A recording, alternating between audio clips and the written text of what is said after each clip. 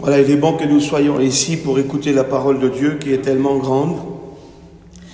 Et c'est vrai que ce matin, on est dans le jeûne et la prière. C'est vraiment quelque chose d'important, jeûner et prier. C'est une recommandation de Dieu qu'il a fait pour l'Église.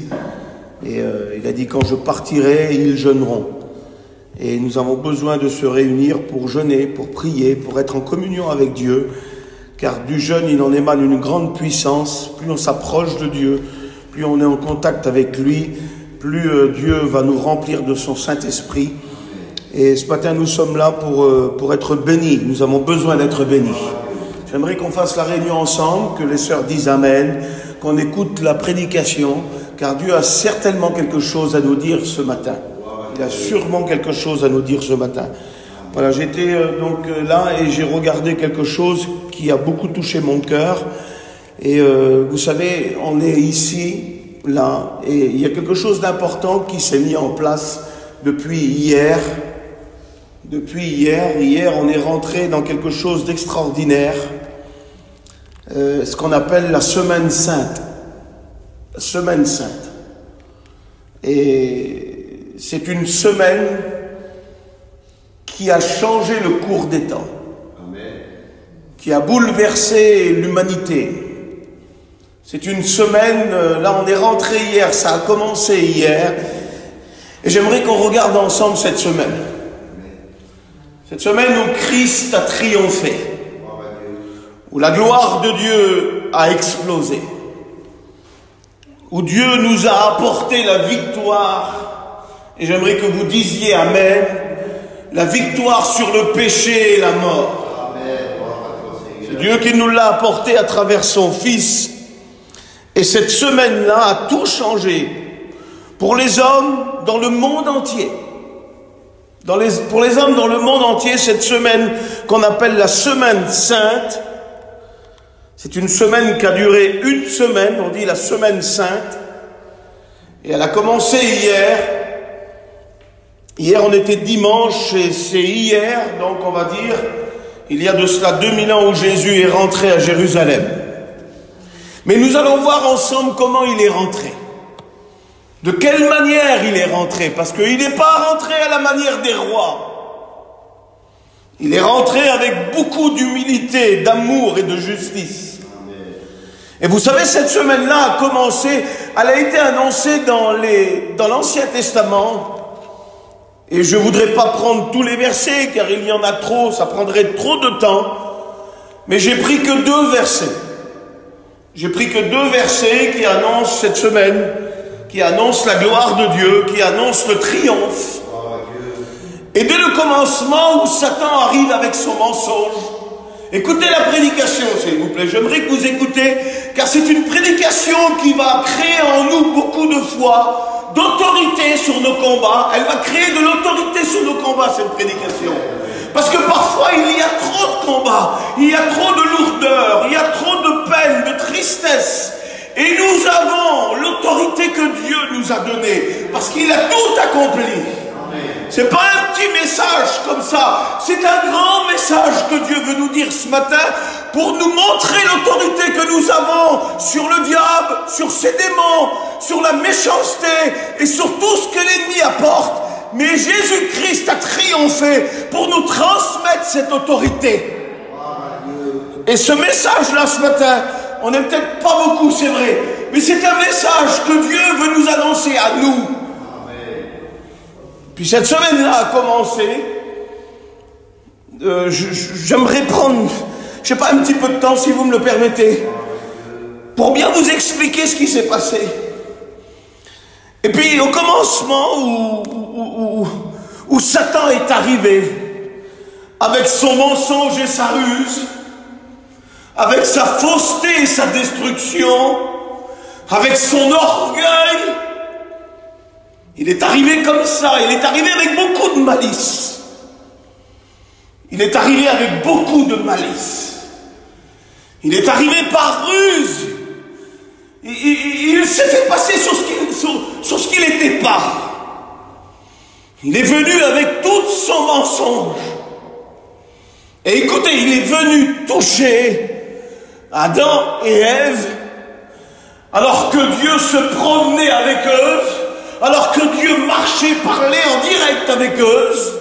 Mais regardez la ruse du diable, regardez ses mensonges, et regardez comment qu'il sait s'infiltrer quand on lui ouvre une porte. Ève n'aurait jamais dû discuter, rentrer en contact avec lui.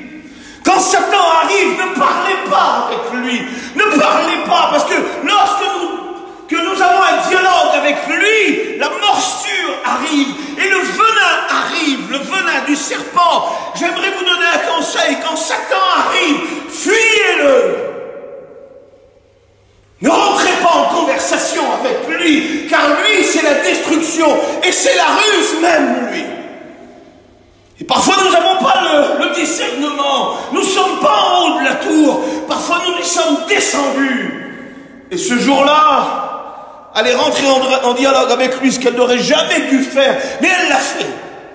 Ça nous prouve encore la faiblesse dans l'homme, la faiblesse de l'humanité, la faiblesse de la femme, la faiblesse de l'homme. Même en étant en contact avec Dieu, Satan a des ruses pour nous avoir. Il a des ruses pour nous enlever de Dieu. C'est pour ça que ce matin, nous devons être ici, de plus en plus en contact avec Dieu, que Dieu nous donne le discernement contre ces pièges du diable. Et puis dès qu'il a commencé à faire chuter, j'ai pris 2 prophéties qui annoncent cette semaine, qui annoncent la gloire de Dieu. Et dès qu'il a commencé à faire chuter, à faire tomber avec ses mensonges, dès qu'il a commencé à faire tomber, une prophétie est arrivée. Dès que la mort est rentrée, dès que la supercherie, le mensonge, la ruse, le vice de Satan a pu atteindre Ève, a pu atteindre Adam, et ils ont été infectés d'un venin mortel qui est venu en eux. Et puis tout de suite là, Dieu a donné, écoutez, a donné un remède. Tout de suite Dieu va donner un remède pour la mort qui était entrée en eux. Parce que pour tous ceux qui veulent s'accrocher à Dieu, il y aura toujours un remède. Dieu ne nous laissera jamais, même si on est au pire de notre vie, même si on a fait le pire de notre vie, même si on est tombé au plus bas, Dieu donnera toujours un remède, parce que Dieu est amour, et Dieu aime. Son cœur à lui, c'est aimer, aimer, aimer. Et Satan, il n'a pas de cœur, mais s'il en a un, c'est détester, détester, détruire. Et c'est ce qu'il a voulu faire. Et il est en quelque sorte arrivé à son but. Mais Dieu n'a pas laissé le dernier mot au diable. Tout de suite, quand ils ont péché, Dieu a dit, tu as fait pécher. En quelque sorte, la prophétie veut dire ça. Tu as fait pécher cette femme qui s'appelle Ève. Dieu a dit ça au diable. Mais il dit, moi je te montrerai que d'une femme, de cette femme, il descendra quelqu'un qui est mon fils, Jésus, et mon fils t'écrasera la tête. Voilà la prophétie qui arrive. Et dans le cours de l'Ancien Testament, les prophètes ont annoncé Jésus. C'est beau, hein? Dites Amen. Participez au message, il nous fait du bien le message ce matin. Il enlève les poids. Vous voyez pas qu'il nous donne de l'autorité le message. Il est en train de nous bénir le message. Il est en train de nous faire du bien le message. C'est pas un petit message, c'est un grand message qui nous redonne des forces et du courage. Qui nous montre ce que Jésus a fait. Qui nous montre ce que Dieu a fait et ce que Dieu va faire encore. Puis dans le cours des temps, les prophéties ont annoncé le roi, le roi, le roi, le roi, le roi. Puis dans l'un des derniers livres de la Bible, une prophétie va sortir, je voudrais qu'on la regarde ensemble. Qu'on regarde la prophétie. La prophétie de Genèse annonce le roi des rois qui va écraser Satan. Tout de suite, Dieu donne le remède. Tout de suite, il donne. Il annonce la prophétie qui va écraser Satan. Et puis, je vous le redis encore, dans le cours des temps, Dieu annonce encore, annonce. Et puis je crois que c'est l'avant-dernier livre de la Bible, C'est un prophète qu'on appelle Zacharie qui va prophétiser comment Jésus va arriver. Et ça, c'est l'entrée triomphante à Jérusalem. Mais il y a aussi des autres prophéties de sa naissance. Et puis avant de passer à l'entrée triomphante de Jérusalem, j'aimerais vous parler de sa naissance. Et après, nous allons passer à l'entrée triomphante. C'est Zacharie qui parle de l'entrée triomphante. Mais je voudrais qu'on va dans Luc. Parce qu'il est question d'un roi. Un roi qui doit arriver. Et puis, les rois naissent où? Dans les palais. Les rois naissent dans les palais. Mais ce roi-là n'est pas comme les autres. Parce que pour détruire Satan, il doit arriver avec 3 choses. Que la prophétie de Zacharie aussi en parle quand il rentre à Jérusalem. Jésus doit venir avec 3 choses. Il doit venir avec justice. Parce que Satan a raconté des bobards à Adam et Ève. Mais pardonne-moi Seigneur, toi tu racontes pas des bobards, tu es juste. Amen. Tu viens avec justice. Il doit venir avec humilité. Parce que Satan, lui, est bourré d'orgueil. Lui, il veut que tout le monde le voie. Mais quand Jésus arrive, il arrive avec humilité. Et ce que Satan n'a pas, et ce qu'il n'a jamais eu, et ce qu'il n'aura jamais, c'est quand Jésus arrive, il arrive plein d'amour. Plein d'amour. Plein d'amour. Mais ce n'est pas un roi comme les autres. Parce que les rois naissent dans les palais. Mais lui, c'est bizarre, notre roi à nous, celui qui nous a rachetés avec justice, avec humilité et amour, il naît, lui, dans une pauvre étable. Une pauvre mangeoire, où naissent les animaux, les poules, les coqs, les chèvres, les moutons, les brebis. Il naît dans une pauvre mangeoire remplie de paille. C'est bizarre, un roi qui naît dans une mangeoire. Quelle humilité pour le Fils de Dieu. Rendez-vous compte où Dieu le fait naître. Mais les prophéties de l'Ancien Testament annonçaient qu'il allait naître dans une mangeoire. Parce qu'il arrive avec toute humilité, plein de grâce et de justice et d'amour. Et j'aimerais qu'on regarde ensemble, s'il vous plaît. Il arrive, le roi, et il naît. Les rois naissent dans les palais. Lui, le roi d'humilité, de justice, d'amour, naît dans une étable. Et puis, je voudrais qu'on regarde, et soudain, on va regarder quelque chose, un verset. Un verset, comment qu'il est né. Où il est né. Qu'est-ce qui s'est passé quand il est né. Qu'est-ce qui s'est passé. Parce que ça, là, on arrive dans la semaine sainte, c'est la semaine de victoire. Parce qu'il doit naître, écoutez, je vous dis ça, il doit naître pour arriver justement à l'entrée dans Jérusalem, pour arriver à la semaine sainte. Il naît et il a un objectif.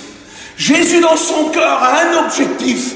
Il connaît ce qui lui attend, il sait ce qui lui attend. Il connaît que cette semaine-là va être difficile pour lui. Mais quand il vient sur la terre, quand Ésaïe chapitre 6, Dieu il dit, qui enverrai-je? Il dit, moi, Père.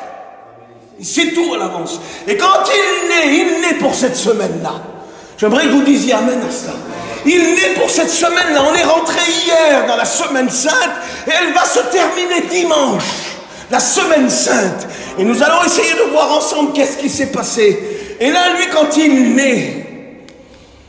naît pour cet objectif-là. Parce que la prophétie de Genèse 3,15, c'est lui le roi d'humilité. C'est avec son humilité, sa justice et son amour qui doit écraser Satan. Il nous a transmis son caractère. Nous sommes l'église de Jésus-Christ. Nous avons notre cœur maintenant qui bat pour Dieu. Il bat pour Dieu notre cœur. Il nous a transmis la justice. Parfois on n'est pas trop juste. Mais quand on découvre qu'on a fait une injustice, on se place devant Dieu. Et la justice revient. C'est ça l'église. Quand nous découvrons qu'il n'y a pas trop d'humilité en nous, mais nous avons le cœur qui bat pour Dieu, bien d'un seul coup on se repent de notre orgueil et on dit pardon à Dieu. Et l'humilité revient. Et quand on découvre qu'on n'a pas trop d'amour, mais nous avons le cœur de Dieu qui bat en nous, alors nous demandons à Dieu qui déverse son amour dans notre cœur. Il nous a transmis tout ça, Dieu. nous a transmis, nous l'avons. Voilà, parfois il y a des petites erreurs parce qu'on est dans un corps humain. Mais le cœur de Dieu bat toujours, il bat toujours en nous, il bat. Qui sait que le cœur de Dieu bat? Levez voir votre main. Là, le cœur de Dieu bat en nous. Ton cœur qui bat, mais c'est Dieu qui bat. C'est le Père, le Fils et le Saint-Esprit qui bat en nous. Et puis écoutez, quand il naît, voilà comme il naît, regardez. Dans Luc chapitre 2, versets 9, 10, 11, 12, 13 et 14, on va lire. Et voici, un ange du Seigneur, là il y avait des bergers qui donnaient à manger à leurs brebis. Puis d'un seul coup, ils vont voir quelque chose d'invraisemblable. Écoutez s'il vous plaît. Et voici un ange du Seigneur leur apparut. L'ange du Seigneur apparaît aux bergers. Un ange du Seigneur leur apparut. Et la gloire du Seigneur resplendit autour d'eux. Ils furent saisis d'une grande crainte, ce qui est normal. C'est normal, si on verrait un ange apparaître ici et une grande nuée qui nous environne, j'en suis sûr qu'on serait saisis d'une grande crainte. Ils furent saisis d'une grande crainte, mais l'ange leur dit, ne craignez point. Ne craignez point. Il y a quelque chose qui arrive, il y a quelque chose qui se met en place. Et il y a le cœur de Dieu qui est en train de s'ouvrir pour nous, là. Il dit, ne craignez point. L'ange lui dit, ne craignez point. Car aujourd'hui,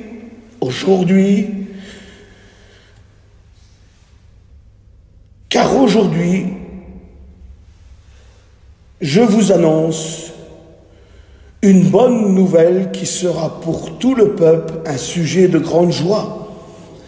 C'est qu'aujourd'hui, l'ange dit ça aux petits bergers qui sont là avec leurs brebis.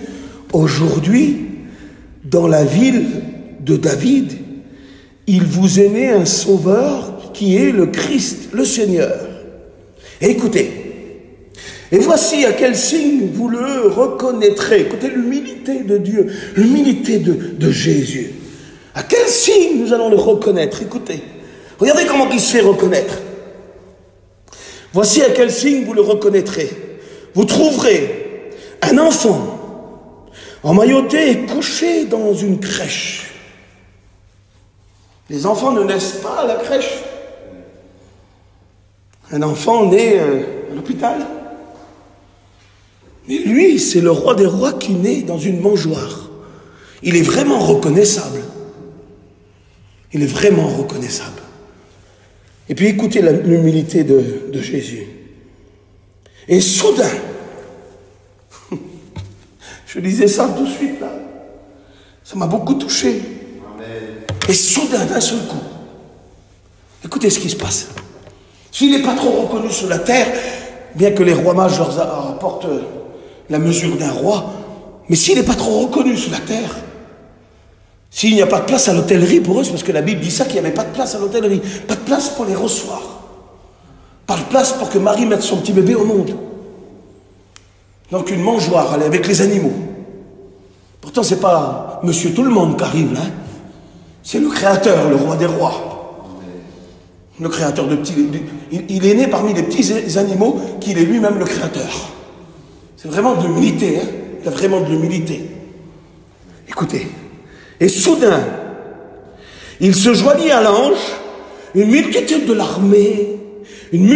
l'armée céleste, louant Dieu en disant... Regardez la scène qui est en train de se passer. Jésus naît, vous le reconnaîtrez parce qu'il sera couché, emmailloté dans une crèche, et soudain, l'ange qui est en train de parler au berger, qui dit, dans la ville de David, il vous est né un sauveur, maintenant une multitude, je ne sais pas combien, mais la Bible dit une multitude de l'armée céleste, ça veut dire que tous les anges ont environné l'endroit, et regardez ce qui s'est passé, ils ont commencé à louer Dieu, parce que le roi des rois était en train de naître pour détruire Satan, pour détruire le diable, pour accomplir la prophétie de Genèse 3,15, le roi des rois Jésus était en train de naître dans son humilité, dans sa justice et dans son amour. Mais ça, c'était pas trop agréé des hommes, mais par contre de Dieu, ça a été agréé. Et ce jour-là, Dieu a envoyé toute l'armée céleste pour louer Dieu, le glorifier de sa naissance. Si sa naissance n'a pas été reconnue, j'aimerais dire ça haut et fort, si elle n'a pas été reconnue par les hommes sur la terre, Elle a été agréée de Dieu et reconnue par les anges. Regardez. Et soudain, se joignit à l'ange une multitude de l'armée céleste, louant Dieu en disant: gloire à Dieu dans les lieux très hauts, et paix sur la terre parmi les hommes qui l'agréent. J'aimerais vous dire que quand Jésus naît, il vient pour apporter la paix à tous ceux qui veulent l'agréer. Maintenant, nous allons aller voir. Ça, c'est sa naissance. Et au cours de sa naissance, il s'est passé de grandes choses, vous le savez. Il s'est passé plein de miracles. Il a commencé son ministère à 30 ans. Regardez l'humilité de Jésus. Il est né. Et on l'appelle, quand il a commencé, on l'appelle le roi charpentier. Ça n'existe pas. Un roi, c'est un roi. Il ne fait pas de la charpente, il ne travaille pas le bois. Mais lui, il garde toujours. Parce que, vous savez, c'est qui lui? C'est le roi bâtisseur. C'est celui qui bâtit les maisons que Satan a détruit. C'est pour ça qu'on l'appelle le roi charpentier.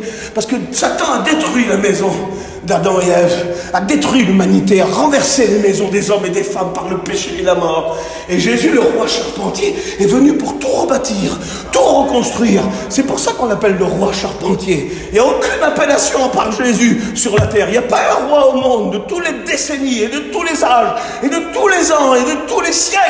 Un roi qui s'est appelé le roi charpentier. Seul Jésus. Savez-vous pourquoi? Parce que lui, il a la capacité de reconstruire les vrais brisés, les maisons brisées, les charpentes détruites. Il reconstruit tout, Jésus, lui.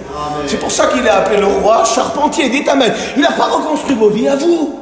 Quand ils étaient détruits dans la boue, vos vies, quand il y avait de l'angoisse, de la peur, la mort était là, on avait toujours peur de mourir parce qu'on savait qu'on allait en enfer. Le roi charpentier est venu, il nous a rebâtis, il nous a reconstruits, il a solidifié nos fondements par son amour. Et le roi charpentier. Le diable avait détruit nos maisons, Jésus les a reconstruits. Écoutez, j'aimerais vous dire ça encore plus loin, peut-être que l'amour, elle dépasse tout l'amour. Si le diable a encore détruit ta maison, eh bien Jésus est capable encore de la reconstruire. Écoutez, le roi charpentier qui est acclamé par l'armée céleste et qui apporte la paix sur la terre. Et maintenant, nous allons aller voir la prophétie de cette semaine qui commence, la semaine sainte. Voulez-vous qu'on voit ensemble cette prophétie? On va la voir ensemble. Il nous fait du bien le message ce matin. Il nous encourage, il nous fait vraiment du bien, parce que ça montre vraiment, véritablement, on le sait, hein, on ne vous apprend rien, on le sait, tous nos anciens ont prêché là-dessus, mais c'est bien de se le rappeler. L'apôtre Paul rappelle toujours les choses, parce qu'il faut s'en rappeler, parce que des fois le diable nous fait trop de misère, et il nous enlève notre autorité, il nous enlève la puissance que nous avons. Il nous a transmis sa puissance, et nous avons l'autorité. Nous l'avons l'autorité. Et là, nous allons aller voir l'entrée triomphale à Jérusalem. Et c'est le livre de Zacharie qui l'annonce. Mais quand il l'annonce, c'est vraiment quelque chose de grand. Écoutez, on va le lire ensemble. Zacharie 9, verset 9. Et puis après, je vous dirai quelque chose, parce qu'il y a quelque chose qui m'a frappé. Je viens de voir ça tout de suite. 9, verset 9. Retenez ça, s'il vous plaît. 9, verset 9. Zacharie, la prophétie, elle est dans chapitre 9, au verset 9. Retenez ça, s'il vous plaît. Après, je vous dirai ce que le Seigneur m'a dit. Et regardez comment il vient.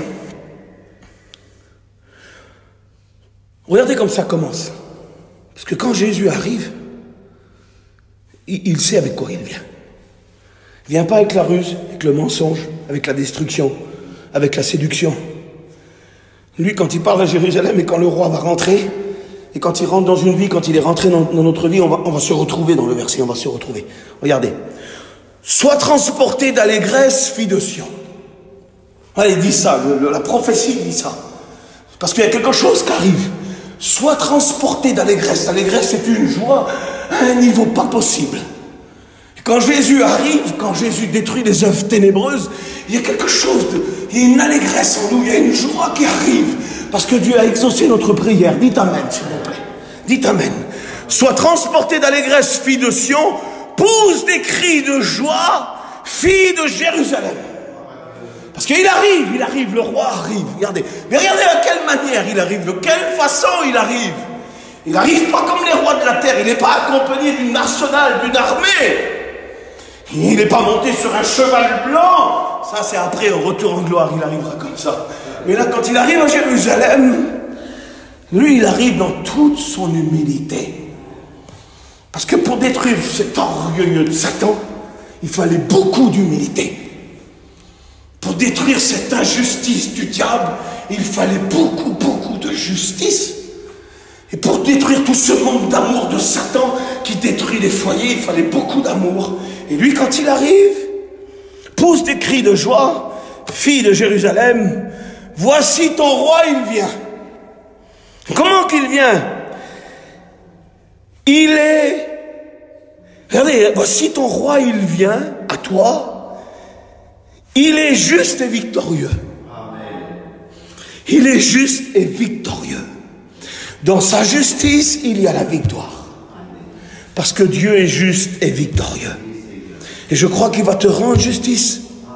Et il va t'apporter ta victoire. Il va te rendre justice. Et il va t'apporter ta victoire. Continue à pousser des cris de joie, ton roi, il arrive.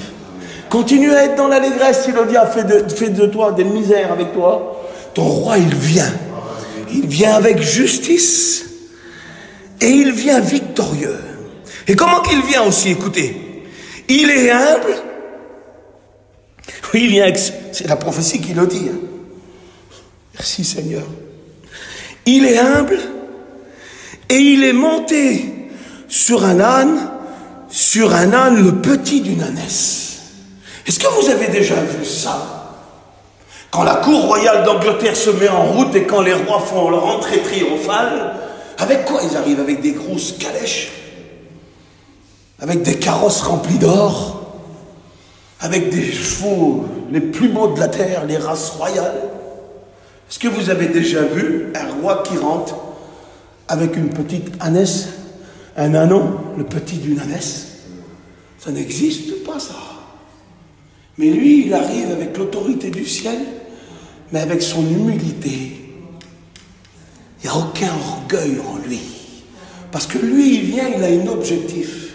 Quand il rentre à Jérusalem, ça y est, il est rentré hier. Il rentre pourquoi? Et puis, ici, regardez, Jésus, quand il rentre, quand il vient, c'est pour changer les choses. Là, il rentre à Jérusalem, c'est pour transformer les choses, pour changer les choses, pour détruire les œuvres ténébreuses. La Bible nous dit que Satan est apparu, Jésus est apparu pour détruire les œuvres de Satan. Et lui, son objectif, ça y est, il rentre. Il est rentré hier dimanche, on est lundi, aujourd'hui, on est au jeûne. Dans quelques jours, il va mourir. Dans quelques jours, il va être crucifié. Dans quelques jours. Et puis, quand il rentre, c'est pour changer. Et regardez, je vous ai dit tout à l'heure, retenez 9. Pourquoi? Pourquoi cette prophétie est dans Zacharie chapitre 9, verset 9? Il y a une grande signification. Je vous ai dit, quand Jésus arrive, c'est pour changer. Et là, il rentre à Jérusalem avec beaucoup d'humilité sur un petit ânon, mais pour changer tout ce que le diable a mis en place. Et 9, dans la Bible, ça veut dire changement. 9, c'est tesh. Tesh, c'est un mot hébreu. Et quand tu dis tesh, c'est changement. Et là, c'est au chapitre 9, changement. Et au verset 9, changement. Quand Jésus arrive à Jérusalem, on l'acclame et on dit de lui, Hosanna, Hosanna. On jette les vêtements par terre, on l'acclame avec des branches de rameaux. Et on crie Hosanna. Hosanna veut dire, viens à notre secours. Le peuple reconnaît qu'il a besoin d'un secours, et Jésus arrive avec son humilité, mais lui, il vient, il n'a qu'un objectif. C'est de changer ce que Satan a fait. C'est de détruire ce que Satan a fait. Il vient parce que lui, il n'a qu'un objectif, c'est la croix. Regardez un petit peu. Caractère et l'amour de Jésus. Il sait ce qu'il va subir. Mais il sait ce que le diable a pris aussi. Et il doit reprendre ce qui lui appartient. Parce que le diable est venu dans le jardin et il a pris l'humanité, il a pris les hommes. Il les a détruits, la mort est tombée en eux. Le péché est rentré en eux. Il les a volés, si vous voulez. Il les a volés par sa ruse. Mais nous appartenons pas à Satan. C'est pour ça que Dieu dit, la postérité de cette femme t'écrasera la tête. Parce que Dieu doit récupérer ce qui lui appartient. Et ce qui appartient à Dieu, c'est l'humanité, c'est son Église. Et quand Jésus arrive, c'est pour récupérer, pour détruire les œuvres. Jésus est apparu, dit le livre de Jean. Jésus est apparu pour détruire les œuvres du diable. Et quand il rentre avec son humilité, avec sa justice, avec son amour, quand il rentre à Jérusalem, tout le monde l'acclame. Mais lui, il rentre pour changer le cours des temps, pour changer le diable, ce qu'il a fait sur les hommes. Il rentre rempli d'humilité. Il est en train d'écraser Satan déjà, à sa rentrée triomphale.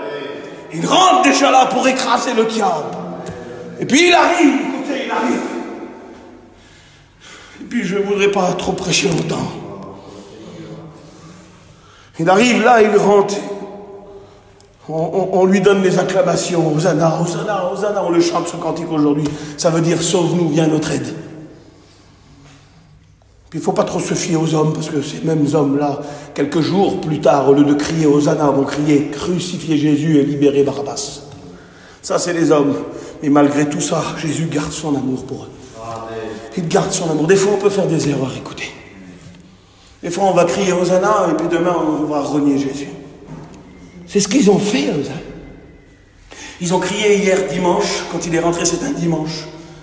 Ils l'ont acclamé, nous avons vu pousse des cris de joie, fille de Jérusalem, sois dans l'allégresse, voici ton roi. Et quand il arrive, Jérusalem est en fête. Jérusalem est en fête. Le roi arrive. C'est vrai qu'il arrive beaucoup d'humilité, mais elle est en fête.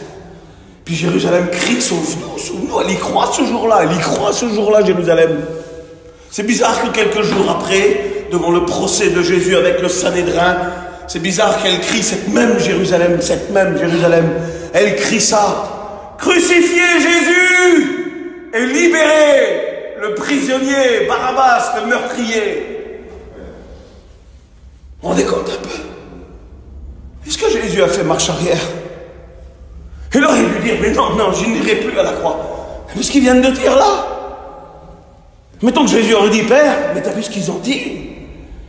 Ils m'ont demandé du secours dimanche, ils ont crié du secours, ils ont crié Hosanna, ils ont enlevé leur manteau, ils ont couvert les routes par leur manteau, ils m'ont célébré par des branches de rameaux et de palmiers, et ils ont crié tout Jérusalem, les filles de Sion criaient leur joie, leur allégresse, et là maintenant 3 jours après, ils crient crucifiez-le. Jésus aurait pu dire non Père, non. Et Jésus était rempli d'amour. Parce que derrière tout ça, il voyait l'œuvre des ténèbres, l'œuvre de Satan. Parce que c'est Satan qui détruit. Et Jésus, ce même Jésus, a gardé l'amour pour ce peuple, même s'il a renié. Puis parfois nous louons Dieu, et demain nous le renions. Mais lui, il nous aime toujours. Même dans le reniement, il nous aime. Dans la tristesse, dans la vallée de l'ombre de la mort, dans les peines, dans le péché, il nous aime toujours. Il a été jusqu'au bout, il n'a pas fait marche arrière. Il n'a pas fait marche arrière. Quelle a été l'œuvre de Jésus à la croix? Quand il arrive à la croix, c'est ténébreux la croix. C'est pas extraordinaire. Quand nous regardons le livre d'Ésaïe, il nous dépeint les souffrances du Christ, c'est horrible. La Bible dit qu'on pouvait compter ses os. On lui arrachèrent la barbe. Vous le savez, mais c'est bon de se le rappeler quand même. Si on pouvait compter ses os, son dos était labouré comme un champ. Vous avez vu un champ, il est tout lisse. Puis la machine, elle arrive, elle laboure la terre. Il y a des sillons dedans. La terre est retournée.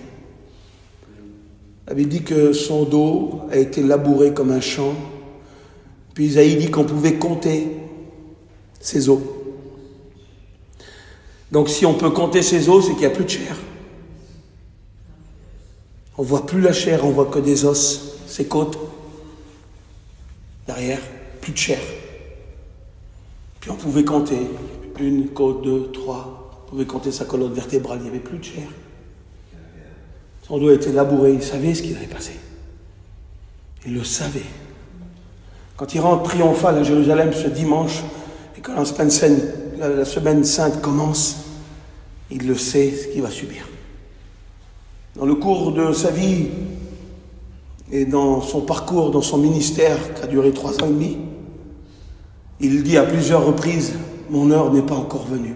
Mon heure n'est pas encore venue. Mais là, ça y est, son heure est venue. Il doit accomplir quelque chose de grand. Il doit détruire le péché et anéantir la mort. Détruire le péché et anéantir la mort. Et pour détruire le péché, il faut être 3 fois saint. Il n'a jamais péché, lui. Pour détruire la mort, il faut sortir de la mort.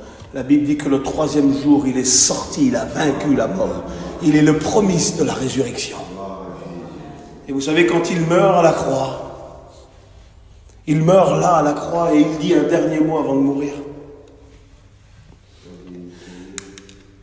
La Bible dit qu'il s'écria, il va crier. Et puis il dit, Père, tout est accompli. Il dit, je remets mon esprit entre tes mains. Ça veut dire qu'il se donne. La mort n'a pas d'autorité sur Jésus. La mort est un petit chien, un petit toutou qui attend. La mort, elle a surpris des hommes depuis des années, des milliers d'années. Depuis qu'Adam et Ève a péché, la mort est rentrée et elle surprenait les hommes. Elle n'envoyait jamais de carte d'invitation. Mais quand Jésus meurt à la croix, il ne meurt pas à la manière, il meurt à la manière des hommes parce qu'il meurt. Mais il meurt, c'est pour ça que j'aimerais que vous compreniez ça, s'il vous plaît. C'est pour ça que le centenier romain, quand Jésus va mourir, lui, c'est un maître de la crucifixion, le centenier. Il sait crucifier. Il tient 100 hommes dans son pouvoir, il commande 100 hommes. Et tous ces hommes qui sont là, ils crucifient des gens tous les jours, tous les jours, tous les jours, tous les jours. C'est des maîtres de la crucifixion. Et quand ils voient les crucifiés mourir, ils les voient tout le temps étouffés. Tout le temps étouffés. Ils étouffent, ils étouffent. Ils étouffent parce que la cage thoracique, elle compresse les poumons et on n'a plus d'air parce que le poids du corps est tellement lourd, tout se relâche. Les os se relâchent là. Et puis, pour avoir un peu d'air, il faut qu'il tire sur les mains clouées, il faut qu'il appuie sur ses pieds, qu'il prend encore un petit peu d'air pour dire des paroles. Il en a dit 7, Jésus. Regardez les souffrances pour dire ces 7 paroles à la croix. Et puis, lui, le centenier romain, quand il voit Jésus mourir de la sorte, parce qu'il n'est pas possible de mourir avec un cri. Tu ne peux pas mourir quand tu es crucifié, tu meurs étouffé. Et le centenier romain le sait qu'il doit mourir étouffé. Mais lui, il pousse un cri de victoire. Il crie pour tous les hommes de la terre. Et son cri a monté dans les cieux, a traversé la terre, a été jusqu'au le royaume des ténèbres. Et ce cri a résonné dans les ténèbres. Et ils ont écouté, les démons ont dit, j'imagine, pardonnez-moi, ils ont dû se boucher les oreilles. Écoutez ce cri de victoire, on a perdu. Jésus est en train de crier, il meurt en criant, et il dit, tout est accompli. Quand Jésus meurt à la croix, la mort, elle ne le prend pas. Et puis le centenier, quand il voit ça, il dit, c'est sûr, c'est sûr. Il s'est converti ce jour-là, ce centenier-là. Il dit, c'est sûr, lui, c'est le Fils de Dieu, c'est sûr. Parce qu'il meurt en victoire, il meurt avec un cri, et il crie. Il s'écria, tout est accompli. Et il se donna, il rendit l'esprit. C'est lui qui se donne à la mort. Il se donne à la mort le prend parce qu'il donne l'autorisation, il a le pouvoir sur la mort. Il dit à Pierre, je te donne les clés du royaume et les portes du séjour des morts ne pourront rien contre mon église, il dit. La mort n'a plus de pouvoir sur l'église, la mort n'a plus de pouvoir sur les chrétiens. Pourquoi? Parce que Jésus, lui, a vaincu la mort. La mort ne l'a pas pris, il s'est donné à elle. Elle attendait, elle, comme un petit chien qui attend là. Il n'est pas venu le surprendre. Jésus ne se fait pas surprendre par la mort. Et quand il est parti au tombeau, écoutez, quand il est rentré au tombeau, alors là tout le monde pensait que c'était terminé. Alors ceux qui l'avaient jugé injustement, le Sanhédrin qui était là, ils se pensaient débarrasser de lui. Et puis tous les méchants, tous les démons et le diable, personne se frottait les mains de cette mort-là. Et puis le troisième jour, le royaume des morts a explosé. Écoutez, le royaume des morts, ça fait 6000 ans. Quand Adam a péché, ça fait 6000 ans que la mort, elle engloutit les hommes, elle engloutit. Jamais elle redonne la mort, jamais elle redonne. Mais le troisième jour, parce que les prophéties de l'Ancien Testament a dit que le troisième jour, il allait sortir de la mort. Eh bien, j'aimerais vous dire que le troisième jour, il est sorti de la mort, et la mort n'a plus rien à faire que d'autre que de le redonner. Il est sorti avec puissance et triomphe. Il a vaincu, a écrasé la mort. Écoutez, il est le premier, le numéro 1, le number 1 de la résurrection. Parce que Lazare est mort, il est ressuscité, Jésus l'a ressuscité, mais il est encore mort de nouveau. Mais Jésus, lui, il est le premier de la résurrection. Aujourd'hui, il est ressuscité pour ne plus jamais mourir. Il a vaincu la mort. C'est dans cette semaine-là qu'il a écrasé. J'aimerais terminer avec un verset. Vous me le permettez, s'il vous plaît? Après, on va prier. Vous savez ce qu'on va faire? On va remercier Dieu de cette semaine. On va remercier Dieu qu'il nous a bénis. Et regardez, il est apparu pour détruire les œuvres des ténèbres. Et c'est pour ça que Jésus a tout accompli. Et regardez, je termine avec ce verset. Ce verset me fait beaucoup de bien, beaucoup de bien, beaucoup de bien. Parce que, voilà, c'est un verset. Je termine, écoutez ce verset. J'aimerais que tout le monde écoute ce verset, parce que c'est un verset de triomphe. Et voilà ce que Jésus a fait à la croix. C'est dans Colossiens 2, versets 14 et puis 15. Il a effacé l'acte dont les ordonnances qui nous condamnaient et qui subsistaient contre nous. C'était l'ordonnance avec tout notre péché dessus. Toute l'ordonnance, du péché. Mais Jésus, lui, il l'a effacé par son sang. Il a effacé l'acte. Il y avait des actes sur toi, sur moi, sur les sœurs, sur l'humanité entière. Mais quand il meurt à la croix, quand son sang coule, tous les hommes qui veulent se repentir et reconnaître l'amour de Dieu pour eux, comme notre sœur Lila qui est là, qui s'est convertie à Jésus-Christ, alors qu'avant elle était musulmane, eh bien elle a reconnu la véritable vérité, la véritable amour. Et aujourd'hui, elle est dans l'église, elle est là, parce qu'elle a reconnu que Jésus-Christ était son vrai sauveur. Et bien, lorsqu'elle l'a reconnu, le sang de Jésus l'a purifié de tout péché. Il lui a transmis sa justice, sa vérité, son amour. Elle est éclairée aujourd'hui. Et il a effacé l'acte dans les ordonnances qui nous condamnaient, qui subsistaient contre nous. Comment il l'a effacé? La Bible dit qu'il l'a cloué à la croix. Quand Jésus a été cloué à la croix et que son sang a versé, et puis que sa barbe a été arrachée, que son dos a été labouré, le sang qui est coulé ici était en train d'effacer tous les actes des hommes qui venaient se repentir à lui, qu'ils viennent se repentir à lui. Il a effacé l'acte dans les ordonnances qui nous condamnaient, qui subsistaient contre nous, et il l'a cloué à la croix. Et regardez le deuxième travail de Jésus, il a récupéré ce que le diable avait pris. Regardez, il a dépouillé. Regardez le mot dépouillé, arraché, enlevé. Il a dépouillé les dominations, les autorités, et les a livrées publiquement en spectacle, en triomphant d'elles par la croix. La croix a dépouillé Satan, a délivré les hommes, a purifié les hommes, a détruit les œuvres ténébreuses. Le roi charpentier a rebâti nos vies. Le roi, rempli d'humilité, de justice et d'amour, a brisé les œuvres des ténèbres, a détruit Satan. Et aujourd'hui, nous crions victoire pour nous. Que Dieu vous bénisse, que Dieu nous bénisse. Nous allons prier maintenant. Nous allons glorifier Dieu. Écoutez, ce message, c'est la puissance même. Il a accompli la semaine sainte. Il a été jusqu'au bout. Il n'a pas fait marche arrière. Il a triomphé. Il a effacé. Il a détruit les œuvres ténébreuses. Et il nous rend participants à toutes ces œuvres. Il dit, je vous ai donné le pouvoir par son œuvre, par la croix. Je vous ai donné le pouvoir de marcher sur les serpents, sur les scorpions et sur toute la puissance de l'ennemi. Et rien ne pourra vous nuire. Prions maintenant, s'il vous plaît. Nous te remercions, Père éternel. Oh Dieu, merci de ce message. King, lève-toi et prie. Que Dieu vous bénisse à tous. Alléluia. Remerciez Dieu. Louons Dieu.